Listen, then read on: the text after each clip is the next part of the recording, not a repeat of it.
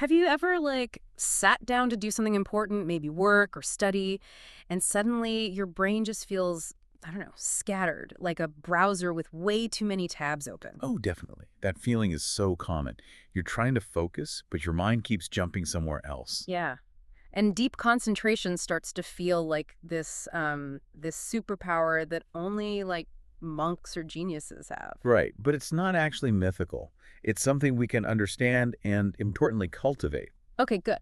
Because that's what we're getting into today. We want to figure out why it's so hard to focus sometimes and, what we can actually do about it. Exactly. We've looked at a lot of research, brain science, psychology, productivity stuff from experts and studies. The goal is to give you some practical tools. Tools based on how our brains actually work, not just willpower, right? Precisely. Focus isn't just about gritting your teeth.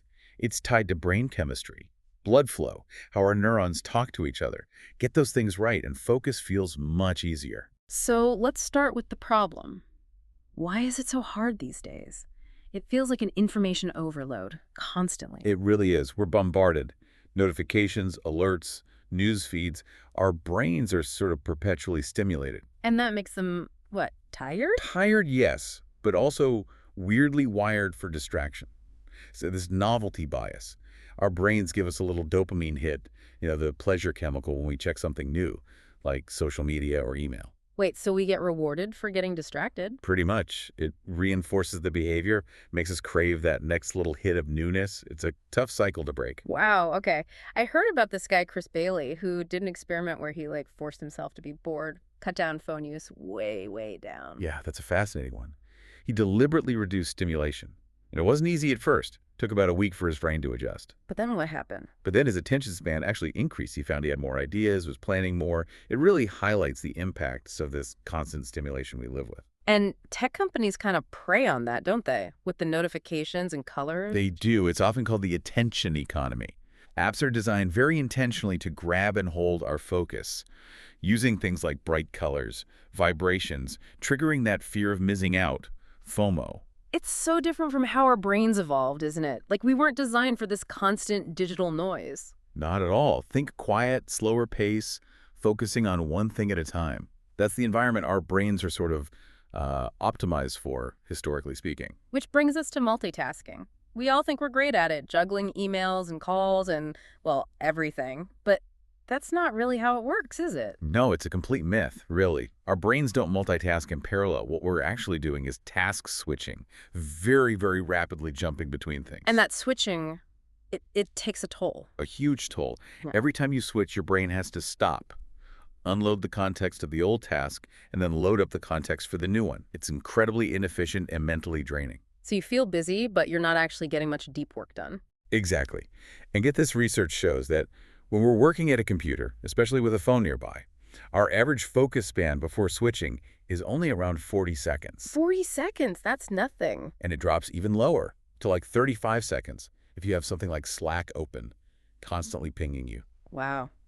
Okay, so the digital environment is a big factor, but what about our actual bodies? Like physical stuff, sleep, for instance. Oh, sleep is absolutely fundamental, foundational, really. When you don't get enough quality sleep, especially that deep REM sleep, your brain cells literally can't recharge properly. Like tiny batteries running low. That's a great analogy. Deep sleep is when they recover and consolidate memories. Without it, you struggle to focus, your reaction time slows down, you make more errors, you get irritable. And it doesn't take much deprivation, does it? No. Studies show that even just getting 6 hours a night for 2 weeks straight can impair your attention as much as pulling an all-nighter. But you might feel okay. That's the tricky part. People often subjectively adapt. They think they're fine. But objectively, their cognitive performance is down. Your brain is still impaired. Okay, sleep is huge. What about diet? Does what we eat affect focus? Massively. Think about it. Your brain needs fuel. A diet high in sugars and refined carbs causes these rapid blood sugar spikes and crashes. Leading to brain fog. Exactly. Brain fog, irritability, inability to sustain concentration. Processed foods, artificial stuff, unhealthy fats, they create kind of a toxic environment for optimal brain function. Like putting bad gas in a Ferrari. Precisely. Your brain needs premium fuel. And speaking of fuel and energy, movement or the lack of it is another big piece. Right, exercise. We all know it's good for us, but how does it link directly to focus? What physical activity boosts brain plasticity? the brain's ability to change and adapt. It releases helpful hormones, reduces stress, and crucially improves blood flow to the brain. And the brain uses a lot of energy, right? A disproportionate amount. It's only about, 3 pounds. But it uses roughly 20% of your body's total oxygen and energy supply. Good blood flow is essential. Makes sense. And even simple things like water. Absolutely. Even mild dehydration can mess with your memory and focus. So staying hydrated is surprisingly important. Simple, but crucial. Okay, so we've got the external world, the digital stuff, and our physical health, sleep, diet, exercise, water. What about internal mental stuff like stress or just clutter in our heads? Yeah, that internal landscape matters hugely. Unaddressed problems, for example, that thing nagging at the back of your mind, it constantly steals little bits of your attention. Like a background app draining your battery. Perfect analogy. Just having a clear plan, even a simple to-do list, can quiet that noise and free up mental bandwidth. And chronic stress. I imagine that's terrible for focus. Terrible. Stress floods your system with cortisol, which basically diverts energy away from higher-level thinking and attention centers. It's survival mode, not focus mode. What about our physical environment? Does a messy desk actually matter? It often does, yeah. Even if you think you're ignoring it, visual clutter can unconsciously distract your brain and make it harder to settle into deep work. Tidying up can genuinely create mental clarity. Good to know. And I guess sometimes persistent focus issues could signal something more serious. Yes, that's important to mention. If you're consistently struggling despite trying various strategies, it could be related to an underlying health issue like ADHD, anxiety, depression, even thyroid problems. It's definitely worth checking with a doctor in those cases. Okay, so we've seen the challenges, the distractions, the multitasking myth, the physiological factors.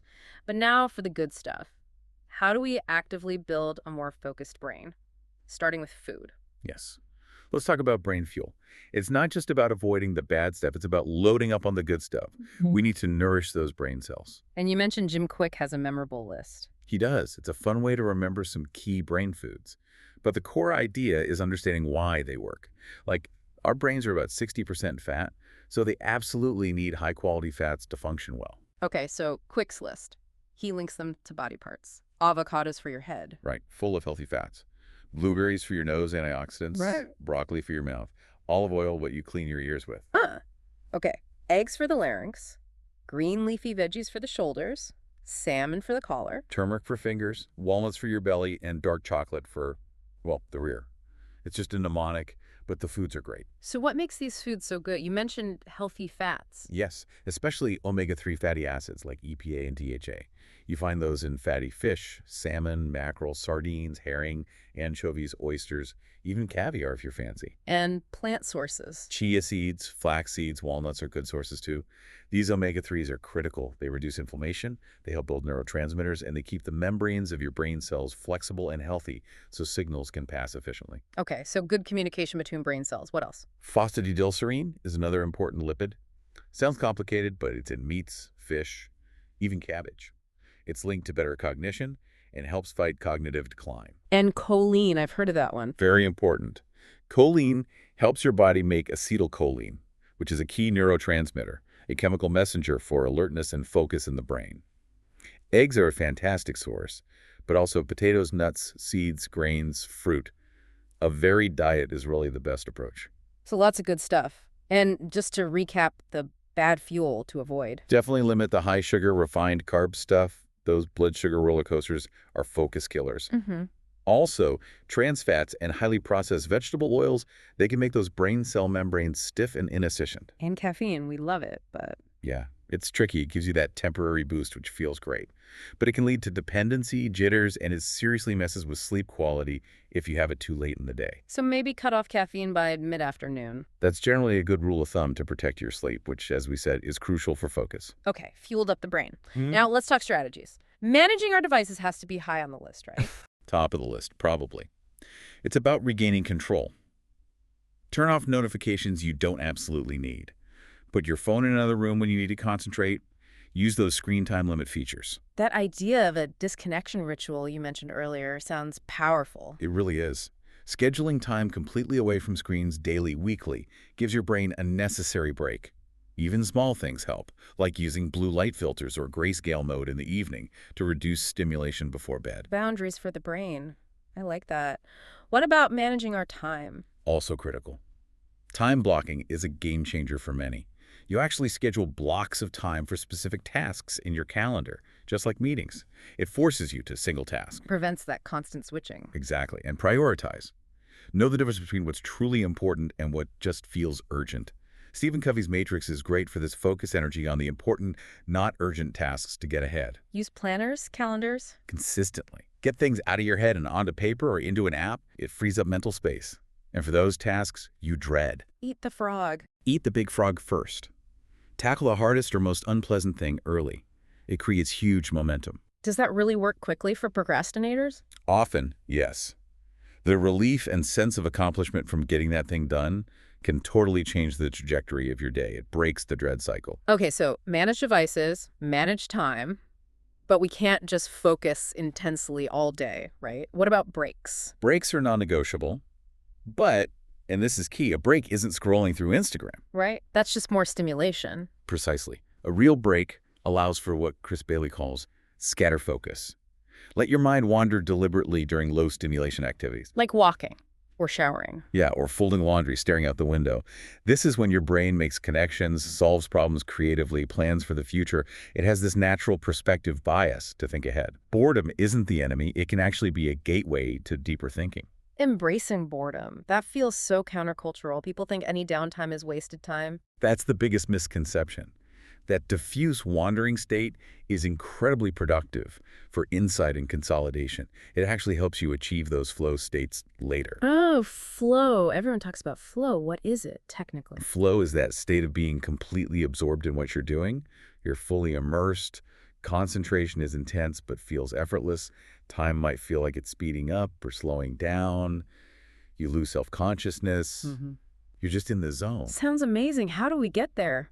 Key triggers include having really clear goals for what you're doing, working on something that's engaging and appropriately challenging, not too easy, not overwhelmingly hard, and crucially, having a distraction-free environment. Minimize distractions, set clear goals, find that sweet spot of challenge. Exactly. Researchers who study this describe feelings of complete absorption and immersion when those conditions are met. But it's not all sunshine and rainbows. Oh, downsides to flow. Oh, yeah. People can get so caught up in flow that they overwork, neglect relationships, skip meals, basically burn themselves out. Some even report feeling kind of addicted to it, feeling useless when they're not in flow. So balance is needed. You don't want to only be in flow. Right. It's a powerful tool, not the only state to be in. Finding a healthy rhythm is key. Makes sense. How do things like meditation fit in?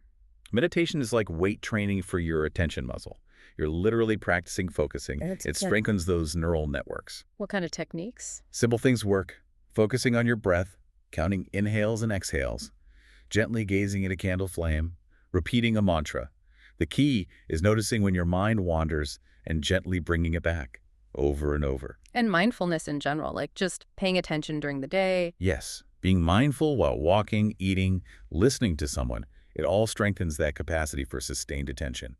Even specific breathing exercises, like slowing your breath down, maybe in for 4, hold for 4, out for 6, it sends more oxygen to your brain, helps you feel calmer and clearer. That feels very practical, something you can do anywhere. Totally. And all these strategies work best when they're part of a bigger picture of well-being. Right, bringing it all together. Yeah. So consistent exercise, even just walks.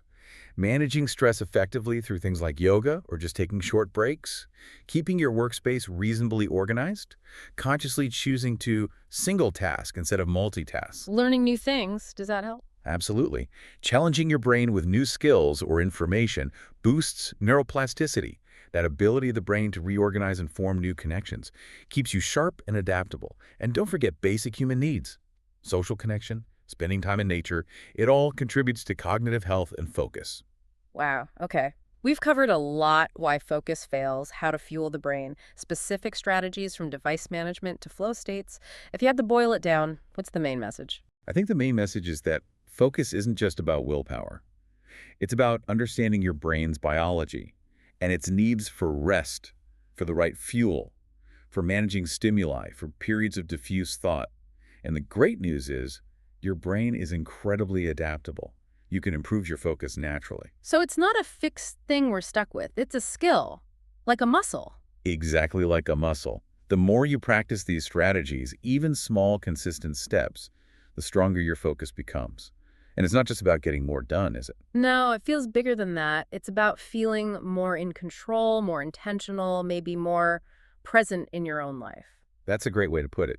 The research really suggests that the state of our attention fundamentally shapes our experience of life. So maybe the final thought for everyone listening is this. If your attention determines your life, what's one small thing you could do today, right now, to make your mind just a little less scattered, a little more focused?